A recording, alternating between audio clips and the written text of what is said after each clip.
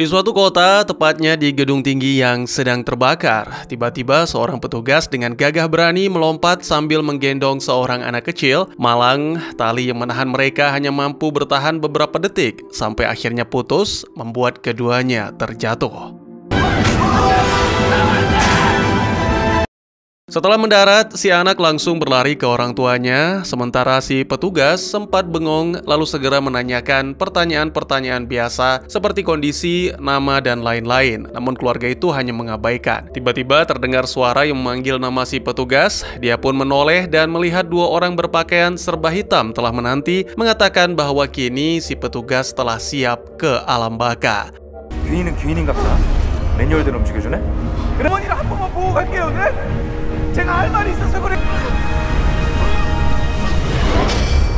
Dan ya, apa yang sebenarnya terjadi? Selamat datang dan selamat berjumpa kembali bersama saya Teguh Gusto. Bagaimanapun kabar dan dimanapun berada, saya doakan semoga teman-teman sekeluarga selalu diberikan kesehatan, serta selalu berada di bawah lindungan Tuhan Yang Maha Kuasa. Seperti biasa, saya akan bercerita yang tentunya tentang sebuah film, dan kali ini berjudul Singwa Hamke Jeobol, atau dalam bahasa akamsinya, Bersama Para Dewa Dua Dunia. Sebuah film yang rilis pada tahun 2017, serta dibintangi oleh para aktor yang sudah tidak asing lagi bagi kalian yang sering ngikutin drakor pastinya. Baik daripada berlama-lama, segera siapkan kopinya dan mari kita lanjutkan cerita. Ya, ternyata si petugas yang merupakan tokoh utama kita bernama Jahon tidak mendarat dengan selamat karena tubuhnya menghantam daratan. Dua orang berpakaian serba hitam adalah petugas alam baka bernama Haewon Mak dan Deok Chon. Jadi menurut keterangan mereka, Jahon akan melewati 7 pengadilan selama 49 hari dan Jahon adalah sosok teladan atau mereka menyebutnya arwah terhormat, sesuatu yang sangat jarang terutama di masa kini.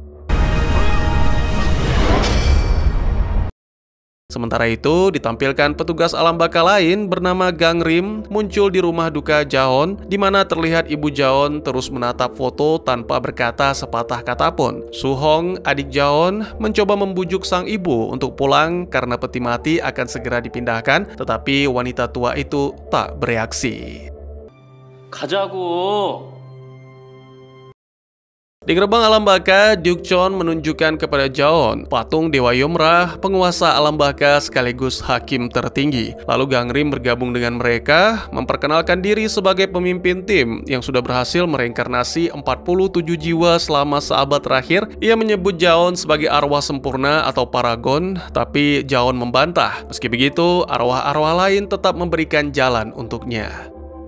Deok Chon kemudian memasukkan tiket kematian Jahon ke mesin gerbang dan hasilnya menunjukkan bahwa Jahon benar-benar paragon, gelar yang belum pernah diberikan selama 19 tahun terakhir. Gelar ini diberikan karena Jahon mati dengan cara mulia demi menyelamatkan orang lain, yang berarti peluangnya untuk berinkarnasi sangatlah besar. Ya, kelompok ini terus melewati 7 tingkat neraka dalam 49 hari. Dan jika Jahon berhasil melewati semua, ia akan mendapatkan kesempatan reinkarnasi. Urutan tingkat neraka ini berbeda untuk tiap jiwa, tergantung pada seberapa berat dosa yang pernah dilakukan, yang diatur langsung oleh sang raja. Saat mereka menyeberangi sebuah jembatan, Deok Chon mendadak panik karena mengenali gunung berapi neraka pembunuhan. Pengadilan ini akan menilai kematian yang disebabkan oleh jiwa yang diadili, meski secara tidak langsung. Deok Chon kemudian menelusuri masa lalu Jahon dan menemukan bahwa ia pernah gagal menyelamatkan seorang rekan kerja saat bertugas. Tiba-tiba tanah di bawah Jahon terbelah, membuatnya berdiri di atas pilar yang dikelilingi lahar. Arwah-arwah berdosa berusaha memanjat ke arahnya dan Jahon berniat membantu, tapi segera melepas ketika Dewa Neraka Pembunuhan memarahinya.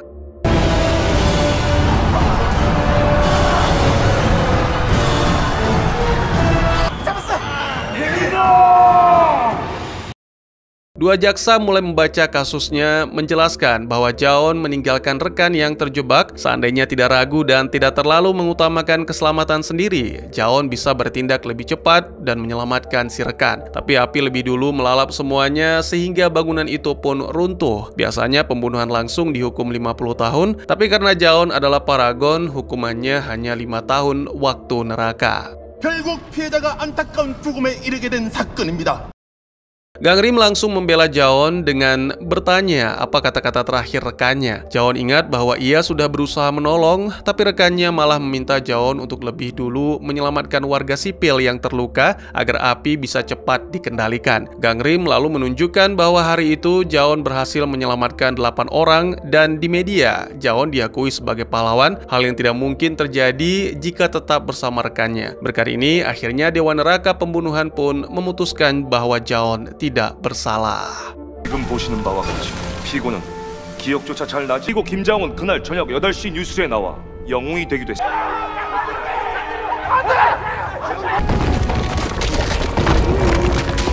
동료 소방관의 희생적인 죽음으로 Setelah itu, mereka naik ke perahu menyeberangi sungai menuju neraka kemalasan, di mana Jaon harus membuktikan bahwa ia menjalani hidup dengan sungguh-sungguh. Dalam perjalanan, Jaon berkata ia sebenarnya tak mau bereinkarnasi dan bertanya mengapa para petugas melakukan semua ini. Dukchon menjelaskan bahwa jika mereka berhasil membantu mereinkarnasi 49 jiwa dalam 100 tahun, maka mereka juga akan mendapat kesempatan bereinkarnasi. Bagi kebanyakan jiwa, sangat sulit untuk lolos dari semua pengadilan. Jadi tim ini merasa beruntung bisa mendampingi paragon seperti calon jiwa ke-48 mereka.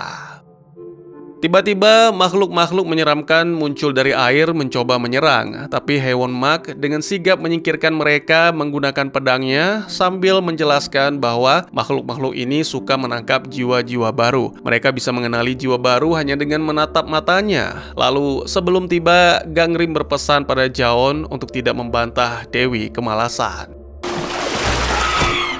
아유, 왕자가 쳐다보면 쫓아온 거라.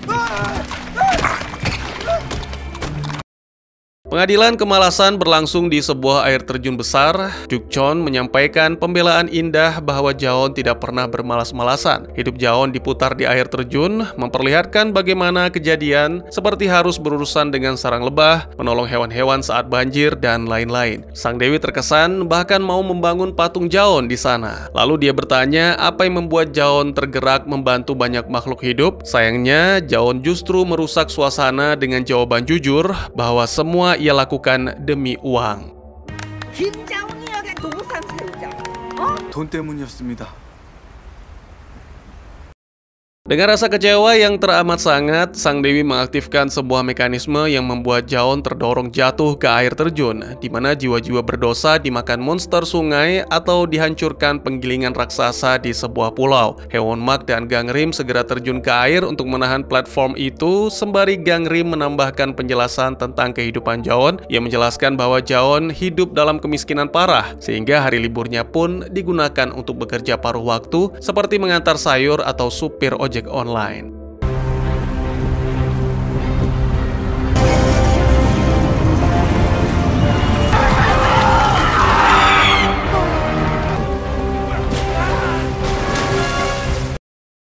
Ya, Jaon tidak pernah benar-benar libur seumur hidup karena harus mencari uang untuk membiayai pengobatan ibunya yang sakit, serta sekolah hukum adiknya. Menyadari Jaon tidak pernah hidup egois, Sang Dewi pun akhirnya memutuskan Jaon tidak bersalah. Selanjutnya mereka harus menyeberangi hutan pedang untuk menuju ke neraka dusta yang mengadili semua kebohongan yang pernah diucapkan semasa hidup. Oh ya, dikatakan hutan pedang bukan hanya sekedar julukan, tapi memang tumbuhan-tumbuhan di sana memiliki daun-daun pedang. Jadi tidak boleh disentuh jika ingin selamat.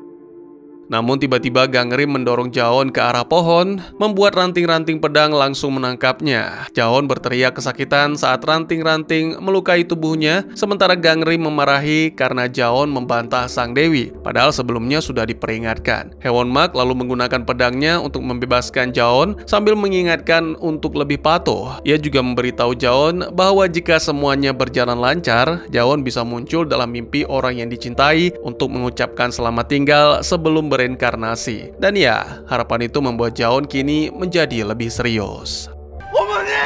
그래 장훈아 내가 네 애입니다. Karena Jaon adalah paragon, kelompok mereka mendapat izin untuk melanjutkan dengan perahu yang bisa menembus hutan dengan sangat cepat. Para petugas atau penjaga melihat iblis-iblis pendendam di atas pepohonan dan bertanya kepada Jaon apakah memiliki kerabat selain sang ibu. Iblis pun semakin mendekat sehingga Haewonmak dan Gangrim mengeluarkan senjata mereka dan mulai menebas para iblis sambil menjelaskan bahwa salah satu anggota keluarga Jaon telah menjadi roh pendendam.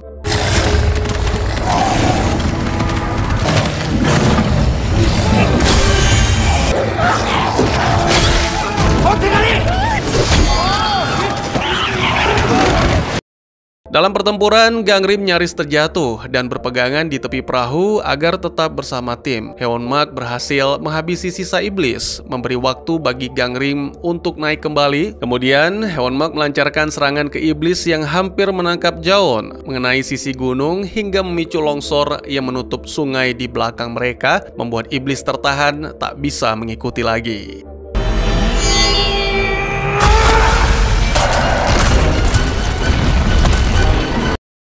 Haewonmak pun menyimpulkan bahwa kemungkinan besar adik Jaon atau ibunya telah meninggal dengan membawa dendam sehingga arwahnya gentayangan di sana. Sesampainya di daratan, Jaon ditutup matanya. Gangrim memberitahu bahwa ia akan mengambil jalan memutar dan memerintahkan para petugas lain untuk membuat permohonan kepada dewa agar menunda pengadilan jika perlu. Setelah itu, Gangrim pergi ke dunia manusia dan menggunakan kemampuannya untuk berpindah ke kantor pemadam kebakaran. Ia membaca ingatan orang-orang di tempat itu dan melihat Suhong bersama sang ibu menerima kotak berisi barang-barang milik Jaon, termasuk tanaman tua. Ibu Jaon, atau selanjutnya saya sebut Nyonya Kim, mengambil tanaman itu meskipun Suhong tidak suka karena sudah layu. Namun Kim tetap bersikeras membawanya pulang. 그거 왜 가져가? 죽은 거야. 버려. Gangrim kemudian berpindah ke kediaman keluarga Kim dan menyentuh tanaman itu untuk membaca ingatannya. Ia menemukan bahwa Suhong sebenarnya marah karena merasa Jaon telah meninggalkan ibu mereka. Yang mengejutkan, sang ibu ternyata bisa melihat Gangrim, yang berarti ajalnya sudah dekat. Gangrim lalu berpura-pura menggunakan bahasa isyarat, mengatakan bahwa diri pernah diselamatkan oleh Kim dan datang untuk mengucapkan bela sungkawa. Nyonya Kim memeluknya, lalu Gangrim meminta waktu sebentar untuk berdoa. Saat itulah, Gangrim menggunakan pedangnya untuk memanggil roh pendendam yang ternyata adalah Suhong. Gangrim langsung mengejarnya ke lingkungan sekitar sambil memperhatikan jejak es yang ditinggalkan Suhong. Serangannya dengan pedang tak mempan dan Suhong berhasil melarikan diri.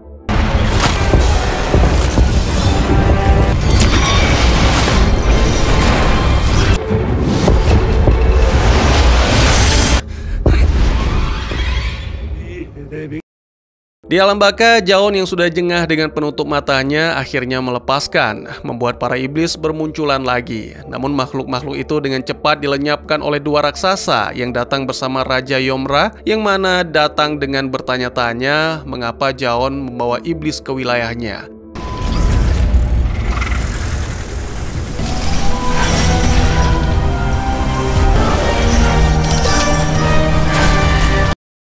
Haewonmak menjelaskan bahwa Gangrim sedang menyelidiki hal itu dan akan memusnahkan roh Suhong agar semua tenang. Masih mengira ibunya sudah meninggal, Jaon mengamuk ke arah Yomra sambil memohon agar sang raja melindungi ibunya. Haewonmak harus menarik Jaon mundur, sementara Deokchon meminta maaf pada sang raja yang kemudian memperingatkan bahwa jika Gangrim tidak segera menyelesaikan tugasnya, maka Yomra sendiri yang akan turun ke dunia manusia.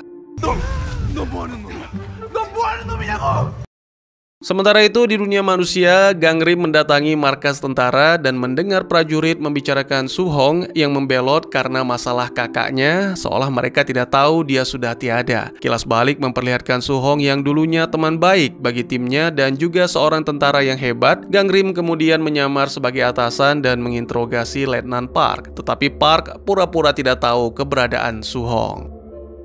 Kembali ke alam baka, para penjaga sudah tak bisa lagi mengulur waktu dan Jaon harus segera menjalani pengadilan dusta. Kilasan ingatan terlihat bahwa Jaon menulis 98 surat untuk anak dari pria yang gagal diselamatkan, berpura-pura seolah itu surat dari sang ayah agar si anak tak merasa kehilangan di usia yang masih sangat muda. Namun pada akhirnya gadis itu menemukan bahwa semua surat itu palsu dan hatinya hancur. Jaon tidak tahu harus berkata apa, jadi Dewi Neraka dusta yang berwujud seorang gadis sangat muda langsung menangkap menggunakan seluruh tanaman dan mengancam akan memotong lidah Jaon. Hyunmak segera meminta bantuan pada Gangrim lewat telepati dan Gangrim memberitahu Park bahwa dia tahu Suhong sudah mati lalu meninggalkan kantor itu.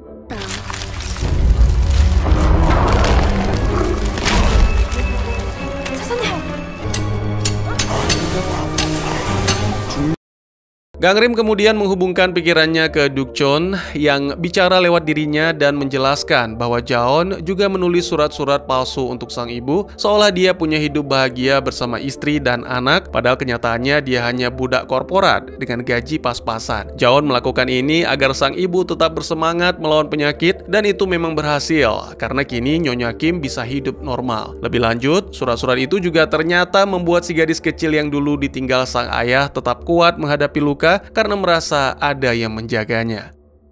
Sang Dewi pun sadar bahwa Jaon adalah paragon yang seharusnya bisa lolos dari neraka dusta tanpa pengadilan, tapi jaksa malah memutarbalikkan fakta. Dewi pun menyatakan Jaon tidak bersalah dan mereka boleh pergi. Dalam perjalanan keluar, Jaon menjelaskan bahwa dia sangat ingin bertemu sang ibu untuk memberitahu soal rice cooker yang sempat dibeli untuk kejutan, tapi belum sempat memberikan. 선물로 드리려고 소방서 창고에 보관해 놨는데. Itu penting karena ingatan yang buruk sering membuat sang ibu membakar puluhan panci, namun tetap tak pernah berhenti memasak untuk anak-anaknya. Dukchon tahu bahwa Jaon sempat menyelipkan surat ke dalam rice cooker, tapi kali ini isinya adalah kejujuran. Bersama dengan itu, portal muncul dan Gangrim datang memberitahu bahwa ibu dan adik Jaon baik-baik saja. Setelah Jaon pergi, Gangrim memberitahu para penjaga tentang kebenarannya dan berjanji akan menyelesaikan masalah ini. Gangrim kemudian mendatangi markas militer, tepatnya salah satu pos penjagaan, untuk mencari ingatan yang tepat. Dia melihat bagaimana prajurit baru bernama Won tidak bisa menangani senapannya dengan benar dan secara tak sengaja menembak Suhong. Suhong sempat menyuruh Won memanggil Park untuk membantu dan merasakan kejadian itu. Saat Park datang, Suhong sudah menutup matanya. Park mengambil peluru dan memutuskan untuk mengubur jasad Suhong, lalu membersihkan lokasi agar tak ada yang tahu. Melihat tubuh Suhong yang masih kejang, membuat Gangrim teringat masa lalu sebagai pejuang, menyaksikan sang ayah yang gugur di medan perang.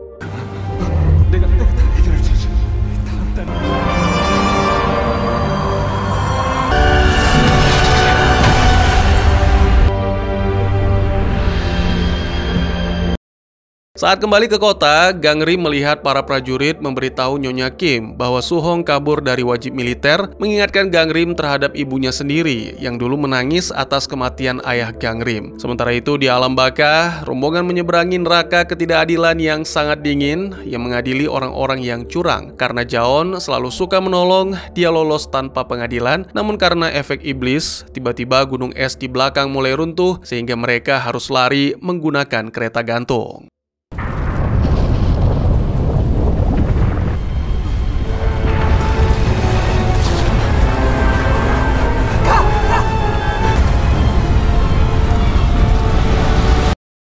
Dalam perjalanan, Dukchon memberitahu Jaon bahwa arwah di dalam es itu adalah orang-orang berhati dingin yang tidak mau menolong sesama. Dia juga menjelaskan bahwa para penjaga tak punya ingatan masa hidup kecuali yang berpangkat tinggi seperti Gangrim. Saat mereka membicarakan soal ingatan, Hyunmak tak sengaja membocorkan tentang Suhong yang sebenarnya sudah meninggal. 뭐라고 그랬어요 지금? Sementara itu, Gangrim sedang menggali jasad Suhong dan pada saat yang sama, kereta yang ditumpangi kelompok Jaon berguncang lagi hingga kabelnya putus. Dukchon hampir jatuh, tapi untungnya Hyunmak berhasil menangkapnya tepat waktu meski dia sendiri nyaris jatuh juga.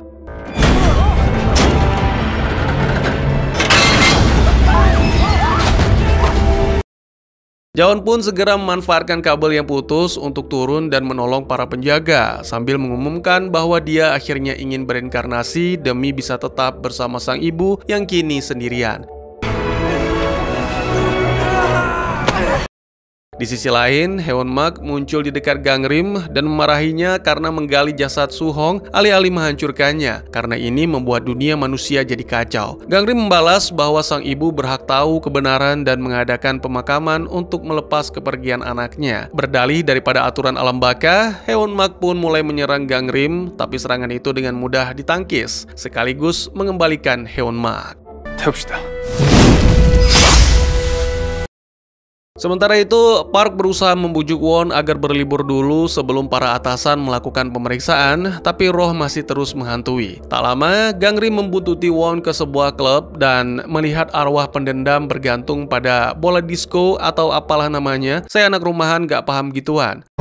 Bohong, yang bener. Sebelum benda itu jatuh menimpa Won, Gangrim mengejar Suhong keluar klub dan membuka portal untuk mendorongnya ke dalam. Mereka berdua melayang di udara dan setelah saling baku hantam, Suhong berhasil mendorong Gangrim lalu melompat ke sebuah menara. Saat Gangrim menyinggung soal dendam, Suhong mengungkapkan bahwa dia tidak marah pada sang kakak, tapi marah karena dikubur hidup-hidup.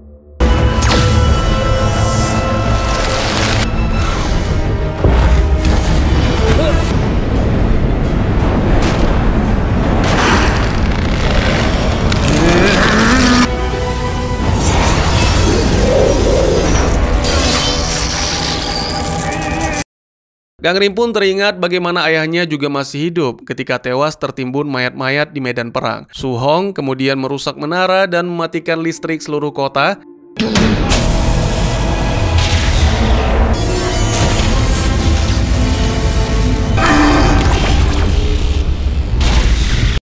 Sementara itu, Won mendatangi Park dan bilang ingin mengaku, tapi Park melarang karena itu bisa menghancurkan karirnya. Pindah ke alam baka, rombongan melintasi lorong langit menuju ke neraka pengkhianatan. Di sini, jiwa-jiwa yang berkhianat pada kepercayaan dikurung dalam cermin dan dihancurkan. Sang dewi neraka pengkhianatan hanya memaafkan pengkhianatan yang indah seperti pengkhianatan demi kebaikan. Itu sebabnya Jaon yang benar-benar tulus pun langsung lolos, jadi bisa melanjutkan ke neraka selanjutnya. Begitu tiba di padang terbuka, Gangrim kembali dan menjelaskan bahwa Suhong sempat lupa pada kakaknya karena ternyata Jaon tidak pernah pulang setelah lulus SMA dan hanya mengirimkan uang saja. Saat Jaon memohon pada Gangrim agar tidak menghancurkan arwah adiknya, Won diam-diam meninggalkan peta untuk ibu Jaon yang menunjukkan lokasi jasad Suhong. Rombongan akhirnya sampai di pintu masuk neraka kekerasan yang dikenal sebagai lubang. Kedalamannya bergantung pada dosa seseorang karena Jaon adalah paragon. Seharusnya lubang tidak terlalu dalam, jadi Haeunmak segera mendorongnya masuk. Sementara itu, Gangrim kembali ke dunia manusia, menemukan Won sedang mencoba mengakhiri segalanya. Suhong melihat dan memohon agar Gangrim menyelamatkan Won. Sebagai gantinya, Suhong berjanji akan menuruti apapun perintahnya. Berharap bisa membantu Jaon, Gangrim memotong tali untuk menyelamatkan Won. Tetapi karena campur tangan ini, Jaon malah jatuh cepat menimpa batu besar yang miring dan membuatnya jatuh lagi. Jaon menangkap Deukcheon yang ikut jatuh, siap kembali menggunakan tubuhnya untuk melindungi. Di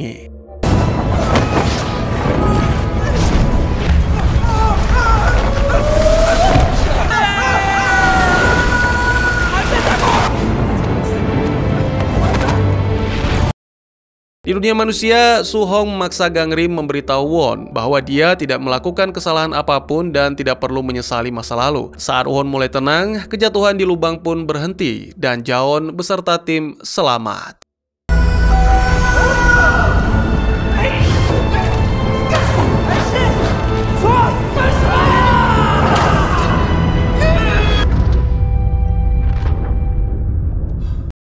Setelahnya, Jaon diadili dan terungkap bahwa saat remaja dia pernah memukuli Suhong yang kekurangan gizi ketika ibu mereka tertidur dan tidak pernah meminta maaf. Bahkan setelah pertengkaran itu, Jaon kabur dan tidak pernah kembali. Dewa kekerasan menyatakan Jaon bersalah dan lantai di bawahnya pun runtuh, menampakkan ribuan jiwa berdosa. Haeunmak membuka portal untuk bicara pada Gangrim yang saat itu sedang menggali jasad Suhong.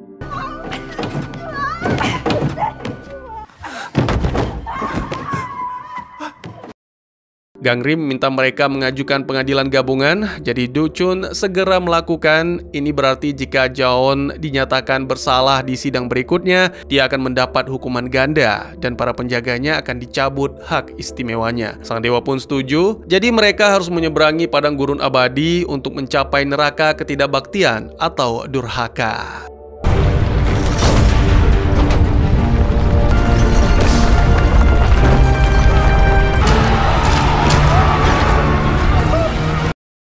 Sementara itu, Gangrim menghancurkan jasad Su Hong agar tidak menjadi arwah pendendam lagi, tapi tetap jiwanya harus mengunjungi rumah 3 kali sebelum bisa pergi. Saat mereka berjalan, Su Hong menjelaskan bahwa pertengkaran yang mereka lihat di sidang terjadi karena dia terbangun dan mendapati Jaon hendak menutupi wajah ibunya dengan bantal. Dukchon yang melihat memori itu pun bertanya-tanya apakah Jaon benar-benar ingin menghabisi sang ibu. 애기 들고 뭐해? 하지 마.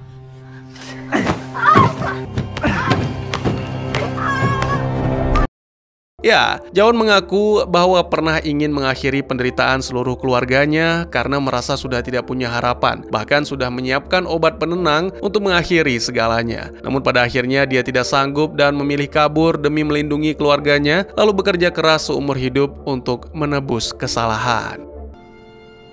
우리 가족에겐 다 먹어버리려고 했었죠. 어머니와 Di markas militer, Nyonya Kim datang membawa papan bertuliskan, "Tolong temukan anak saya." Para prajurit berusaha menghentikan, tapi Kim menerobos gerbang untuk menghadap Park yang malah membuang papan itu. Saat Park mencoba mengusir, Kim mengeluarkan selembar peta. Di waktu yang sama, iblis-iblis muncul di sekitar kelompok Jaon dan Haewon Mak harus melawan mereka sendirian dengan pedangnya. 덕순아, 우리 다시 시작하는 거야?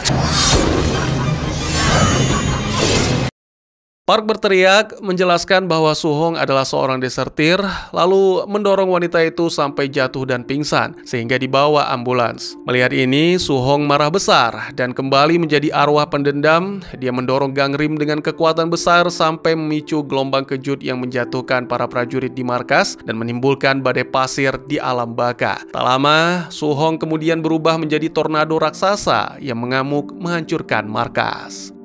어머니 아들을 타령했다고요!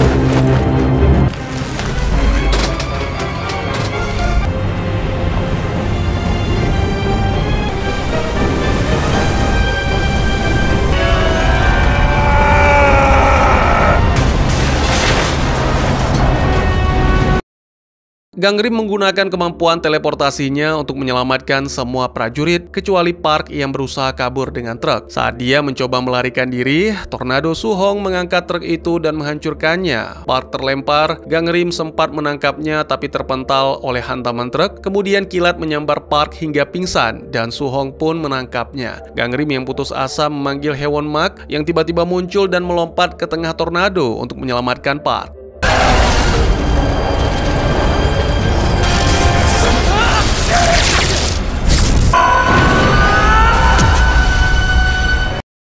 Di alam baka, Jaon mendorong Dukchon menjauh karena dia mulai tenggelam ke pasir hisap. Saat Su Hong hendak menyerang Gangrim dan Park, dia mendengar teriakan putus asa Dukchon melalui portal Haewon Mak dan terdiam begitu melihat kakaknya tenggelam sepenuhnya. Kesempatan itu digunakan Gangrim untuk menebas Su Hong dengan pedangnya, mengembalikannya menjadi jiwa normal.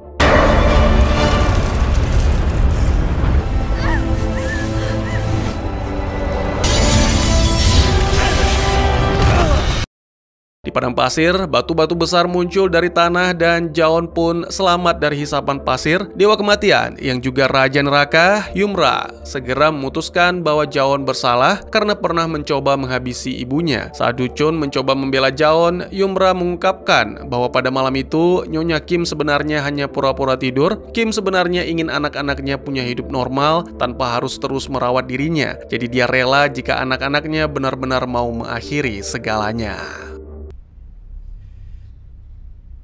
하지 마. 모른다.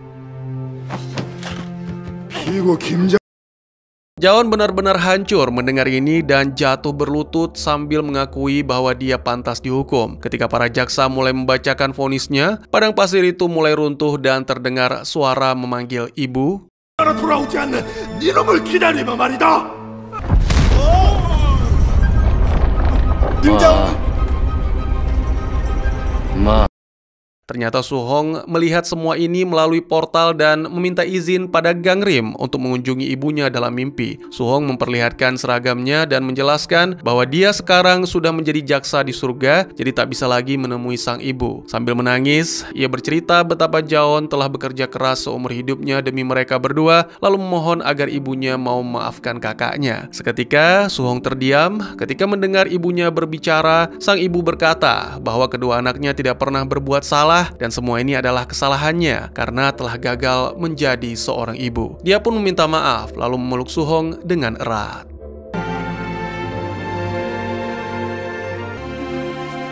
Yan. Sarangan.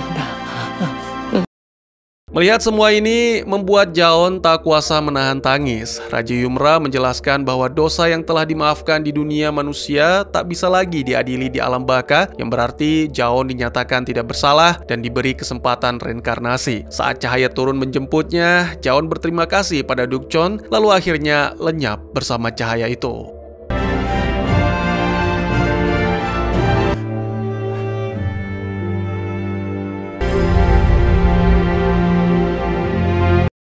Di dunia manusia, Gangrim meminta Haewon-mak untuk menuntun Su-hong menuju alam baka karena dia juga telah menjadi paragon. Saat Haewon-mak memprotes soal mantan arwah pendendam yang bisa jadi paragon, Gangrim langsung sadar bahwa Haewon-mak yang sempat menghentikannya dulu ternyata adalah Raja Yumra yang sedang menyamar.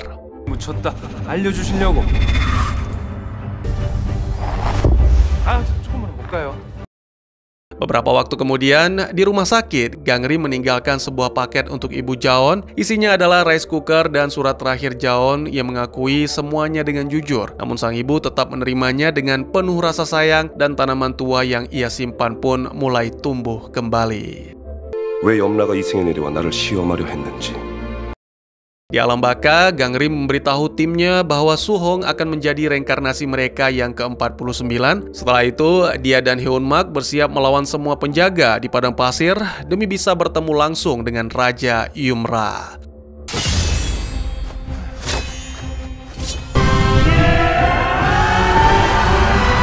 Dan tamat. Sebenarnya ada adegan tambahan di mana menampilkan 3 penjaga lain yang menjemput arwah dan ternyata arwahnya adalah paman kita bersama. Ini mungkin akan menjadi cerita sequel karena film ini memang ada sequelnya berjudul The Last 49 Days.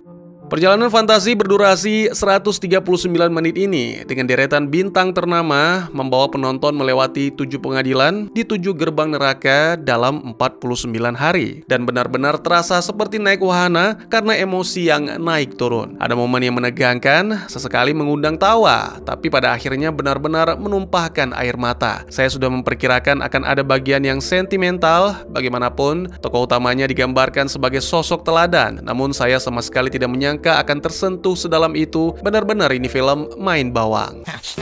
Hei, siapa yang meninggalkan bawang di sini? Kisahnya langsung tancap gas tanpa basa-basi, dimulai dari seorang petugas pemadam kebakaran bernama Kim Jaong yang rela mengorbankan nyawanya demi orang lain. Begitu meninggal di tempat tugas, ia disambut oleh 2 penjaga jiwa. Mereka langsung membawanya ke alam baka, di mana sang pemimpin mereka, Gangrim, sudah menunggu.